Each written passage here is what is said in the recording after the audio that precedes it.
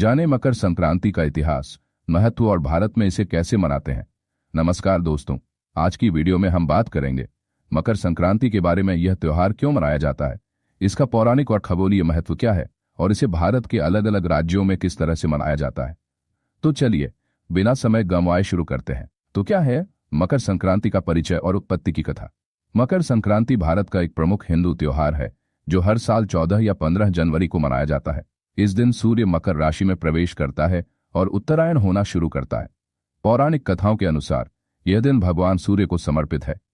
मान्यता है कि इस दिन से सभी शुभ कार्यों की शुरुआत होती है। इसके खगोलीय महत्व की बात करें तो यह दिन सर्दियों के अंत और फसल कटाई के मौसम की शुरुआत का प्रतीक है। इसे सूर्य उत्सव भी कहा जाता है क्योंकि इस दिन सूर्य की शक्ति बढ़ती है और दिन लंबे होने लगते हैं। मकर संक्रांति के दिन अशुभ खर या मल माह का भी अंत होता है और शादी, विवाह, गृह प्रवेश जैसे मांगलिक कार्यक्रम शुरू हो जाते हैं। महाभारत की कथा में भीष्म पितामह ने वारों से बनी शव सैया में कई दिन सूर्य उत्तरायण आने की प्रतीक्षा करते हुए बीता दिए। फिर मकर संक्रांति के बाद जब सूर्य नारायण उत्तरायण में आए, उसके पाश्चात्य ही उन्होंने अपना शरीर त्यागा। क्या है मकर संक्रांति का महत्व। मकर संक्रांति केवल खगोलीय घटना नहीं है बल्कि इसका धार्मिक और सांस्कृतिक महत्व भी है। 1. इस दिन गंगा स्नान और दान पुण्य को अत्यंत शुभ माना गया है। 2. इस दिन अन्नदान का बड़ा महत्व है। मान्यता है कि इस दिन दान करने से पापों का नाश होता है और पुण्य की प्राप्ति होती है। 3.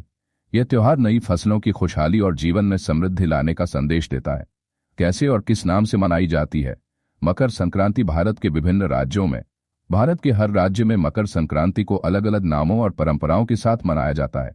उत्तर प्रदेश और बिहार में यहाँ इसे खिचड़ी पर्व कहा जाता है। इस दिन गंगा स्नान के बाद दान और खिचड़ी खाने की परंपरा है। बिहार में मकर संक्रांति को दही चूड़ा खाने और खिलाने की भी परंपरा है। पंजाब में इसे लोहड़ी के रूप में मनाया जाता है। लोहड़ी की रात को आग जलाकर नई फसलों का स्वागत किया जाता है। गुजरात और राजस्थान में यहाँ इसे उत्तरायण कहा जाता है। इस दिन खिचड़ी के साथ मूली खाई जाती है और बहुत दान पुण्य किया जाता है। बच्चे पतंगे उड़ाकर इस दिन का लुत्फ उठाते हैं। तमिलनाडु में इसे पोंगल के रूप में 4 दिनों तक मनाया जाता है। यह मुख्य रूप से फसलों का त्योहार है। इस दिन लोग पोंगल नाम का एक विशेष पकवान भी बनाते हैं। महाराष्ट्र में यहाँ तिल और गुड़ से बनी मिठाइयाँ खाई जाती हैं और एक दूसरे को तिलगुल देकर कहते हैं तिलगुल ढा गोर गोर बोला। ओडिशा और पश्चिम बंगाल में इसे पौष संक्रांति कहते हैं। यहाँ खिचड़ी और मिठाइयाँ बनती हैं। आंध्र प्रदेश और तेलंगाना में इसे मकर संक्रांति ही कहते हैं। इस दिन बैल सजाने और पतंग उड़ाने की परंपरा है। असम में यहाँ इसे माघ बिहू या भोगाली बिहू कहा जाता है। इस दिन दावतें और लोक नृत्य होते हैं। क्या है मकर संक्रांति की परंपराएं और रीति रिवाज। 1. गंगा स्नान और दान। मकर संक्रांति के दिन प्रयागराज, हरिद्वार और वाराणसी में गंगा स्नान का विशेष महत्व है। 2. तिल और गुड़ का सेवन।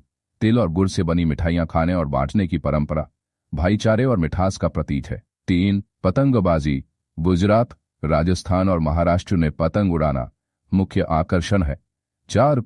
नई फसल का स्वागत। पोंगल और लोहड़ी जैसे त्योहारों के जरिए नई फसल की पूजा की जाती है। तो दोस्तों, ये थी मकर संक्रांति से जुड़ी सारी खास बातें।